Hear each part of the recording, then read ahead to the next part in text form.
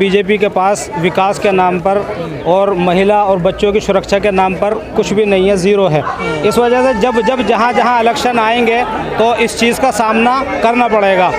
और हमेशा ये देखा गया कि अभी देखिए 15 अगस्त 2022 को 75 साल हो गए और अमृत महोत्सव लोग मना रहे थे, नगर नगर डगर डगर और घर घर तिरंगा लहराया जा रहा था।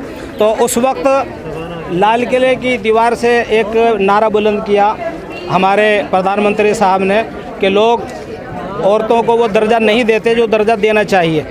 बड़ी खुशी हुई कि अब यहाँ पर औरतें, बच्चे महफूज रहेंगे।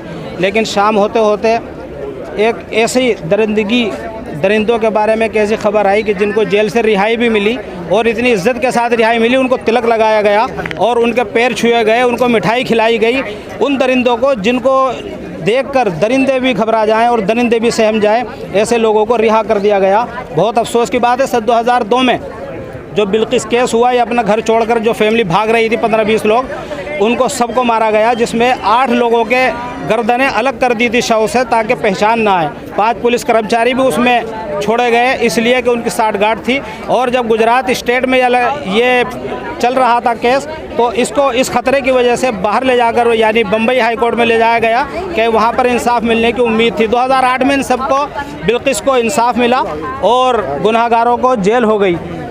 अब हमने देखा कि 2022 आते आते, क्योंकि सत्ता का घमंड, सत्ता का नशा बीजेपी को है और बीजेपी के ही ये लोग हैं जो क्लियर कहते हैं कि हमें कहा गया था कि बेफिक्री के साथ जो करना है कर जाओ, तुम्हें पुलिस प्रशासन की सपोर्ट मिलेगी।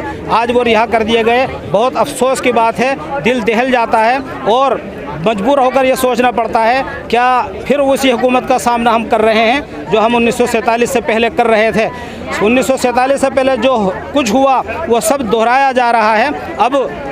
अब जो है पब्लिक का सैलाब आप जंतर मंतर पर 2012 से देख रहे हैं। यहाँ पे कांग्रेस पार्टी को हटाया गया सिर्फ इसलिए कि वो बच्चों को और बच्चियों को इंसाफ नहीं दिला पा रही थी, और आज फिर वही वक्त दोहराया जा रहा है, वही बातें सारी दोहराई जा रही हैं। तो मैं यही अपील करना चाहूँगा कि हम जो कानून की बालादस्ती भारत में होनी चाहिए ताकि यहाँ पर हर आदमी महफूज रहे। मेरी दाढ़ी कुर्ते को देखकर आप सवाल करेंगे कि मुसलमान महफूज नहीं है। मैं कहना चाहता हूँ कि यहाँ पे कोई कम्युनिटी महफूज नहीं है। दलित, मुसलमानों का हाल तो दलितों से बदतर है, सचर कमेटी कह चुकी। और अगर कोई इनका रहबर और कायद बनकर खड़ा भी होता है तो पता ये चलता है कि आज वो हमारे दरमियान नहीं है, सलाखों के पीछे है। सलाखों के पीछे क्यों है? इसलिए कि उसने हक बात बोली थी और उसने मौजूदा सरकार के खिलाफ कुछ बोला था, इसलिए उस पर आज देशद्रोह के मुकदमात लगाकर उसकी 6 महीने तक तो जमानत नहीं हो सकती। बहुत अफसोस के साथ ये कहना पड़ रहा है कि अवाम की बनाई हुई सरकार आज इतनी घमंडी हो गई कि उसको अवाम की ज़र्रा बराबर फिक्र नहीं है। अवाम के ताल्लुकात में क्या चीज़ें होती हैं, अवाम को क्या चीज़ें ज़रूरत है। अवाम चाहती है कि उसको सेफ्टी मिले, उसको कानून से सुरक्षा मिले, उसको खाना पीना मिले। आज वो सारी बातें छोड़कर हिंदू मुस्लिम में लोगों को लगा दिया गया कि यह हिंदू मुस्लिम करके कोई मुल्क तरक्की कर सकता है। और एक ऐसा मुल्क जो बनाई जमहूरियत के नाम पर हो, डेमोक्रेटिक के नाम पर बना हो, उस मुल्क में आज हिंदू मुस्लिम किया जा रहा है। ये बेहद शर्म की बात है। आज इसी वजह से हम यहाँ पर इकट्ठे हुए हैं और इकट्ठे होते रहेंगे। जंतर मंतर पर 2012 के बाद हमने देखा, जंतर मंतर पर इकट्ठा होकर क्या फायदा? बिल्किस बानो के गांव वाले जो है, उसके चाचा परिवार, वो लोग पलायन कर रहे हैं डर के मारे। लेकिन यहाँ जंतर मंतर पर जमा होकर क्या होगा? क्योंकि जब जाना चाहिए उनको ये तसल्ली देनी चाहिए कि आप महफूज हैं। जंतर मंतर एक ऐसी जगह है जहाँ से हमने अंग्रेज़ों के खिलाफ जब नारा बगावत बुलंद किया तो वो पूरी दुनिया ने देखा। ये हम संसद में नहीं है, संसद रोड पर खड़े हुए हैं इस टाइम, और ये आवाज़ हमारी पूरी दुनिया सुनेगी। और पूरा भारत में जहाँ भी है इस टाइम बेचैनी पाई जाती है, यानी औरतें हों, मर्द हो, बच्चे हों, हर जगह बेचैनी पाई जा रही है। खुद बिल्किस का क्या हाल होगा ये सोचने की बात है। आज बिल्किस 2008 में ये कह रही थी कि मुझे बहुत अच्छा महसूस हो रहा है कि कानून की बालादस्ती से आज सारे मुजरिम अंदर हैं, और आपसे वादा करते हैं, आपका यह सवाल कि जंतर मंतर पर खड़े होकर क्या कर लोगे, हम आपसे वादा करते हैं कि जितने एक मुजरिम जिसको रिहा किया गया है वो दोबारा सुप्रीम कोर्ट के जरिए फैसला आ जाएगा। 1-2 दिन में आप देखेंगे उनको दोबारा जेल होगी और वो वही रहेंगे जहाँ पर उनका मकाम है, यानी सलाखों के पीछे उनका मुकद्दर है और वो वहीं पर रहेंगे। आपको क्या लगता, कानून को ताक पर रखकर उनको छोड़ा गया? देखिए, कानून की बालादस्ती मजबूत होगी मुल्क में, और जैसा कि आप जानते हैं कि सत्ता पक्ष के ज़रिए ही कानून को चलाया जाता है। जो 4 पिलर हैं जिसमें एक मीडिया भी है, अगर वही गलत काम करने लग जाए तो फिर उनको रास्ता दिखाने के लिए आवाम रोडों पर आती है, और जब आवाम रोड पर आ जाए तो फिर सरकार भी समझ ले और न्यायाधीश भी समझ ले, कानून भी समझ ले। के जानकार कह रहे हैं कि कानूनी तरीके से इनको रिहा किया? नहीं, कानूनी तरीके से इनको रिहा नहीं किया गया। ऐसा है कि वो ब्राह्मण थे, इनको रिहा कर दिया गया। तो आप ये समझ लें कि जब बलात्कार करते हैं तो न तो वो मुस्लिम रहते, न वो दलित रहते, न वो ब्राह्मण रहते। यहाँ तक कि अगर मौजूदा हुकूमत में बैठे प्रधानमंत्री का लड़का या भाई भी अगर बलात्कार करता है तो वो मुजरिम है।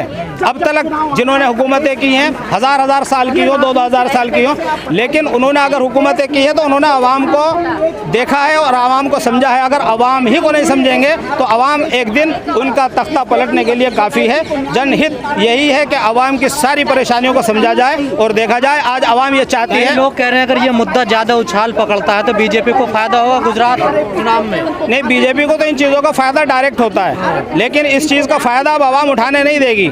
ईवीएम से फ़ायदा हो, चाहे इस तरह के हिंदू मुस्लिम करने से फ़ायदा हो, आवाम जाग चुकी है। और जिस मुल्क की आवाम जाग जाती है वो मुल्क आवाम की राय से चलता है, 2 4 5 पूंजीपतियों के ज़रिए नहीं चलता। दोबारा जेल होगी और बहुत जल्दी होगी। ये भीड़ यही बात बताने के लिए आपको आई है कि फ़ौरन उनको बेचैनी है पूरे मुल्क में। जगह जगह एहतजाज इसलिए हो रहे हैं कि बिल्किस बानो के जो मुजरिम हैं उनको फ़ौरन कैफर किरदार तक पहुँचाया जाए और उनके जेलों की सलाखों के पीछे बहुत जल्दी पहुँचाया जाए। पूरे देश में एमएसपी पे खरीद नहीं होती।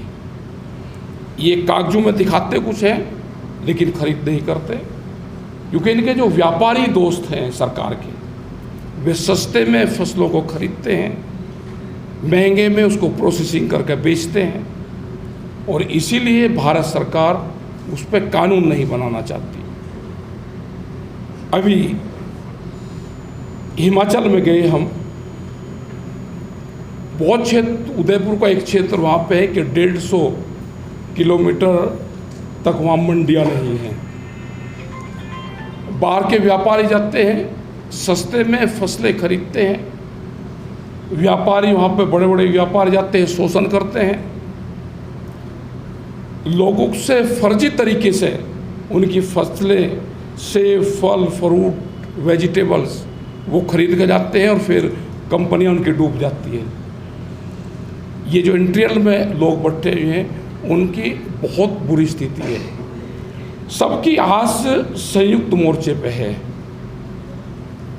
श्रीनगर, कश्मीर में गए तो वहाँ के किसानों भी साथ में जुड़ना चाहते हैं, और उनको भी आस है कि श्रीनगर का किसान जो इंटीरियर में बैठा है, जो सेब की, खुमानी की, इनकी खेती करता है, संयुक्त मोर्चा उसकी भी आवाज़ उठावे और देश में जो 23 फसलें हैं एमएसपी की, उससे ज़्यादा जितनी भी वेजिटेबल्स, फल, फ्रूट, दूध, मछली, अंडा, इस पे भी भाव तय हो।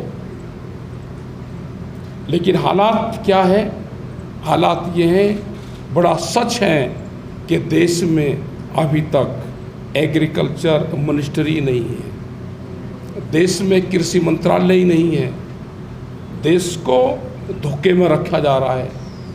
देश के कृषि मंत्रालय को 18 भारत सरकार के सेंटर मिनिस्ट्री देखती है, उसको 18 मिनिस्ट्री उसको देखती है। अगर फसल खड़ी हुई है तो कृषि मंत्रालय, अगर फसल कट के गिर गई तो दूसरा मंत्रालय, उसका भाव तय करने वाला तीसरा मंत्रालय, माल ढुलाई के लिए रेलवे मंत्रालय, विदेशों से समझौता होगा तो विदेश मंत्रालय, उसको परमिशन लेनी होगी तो उसके लिए जेनेटिकली मॉडिफाइड और ये इनकी जो परमिशन देते हैं तो दूसरा मंत्रालय।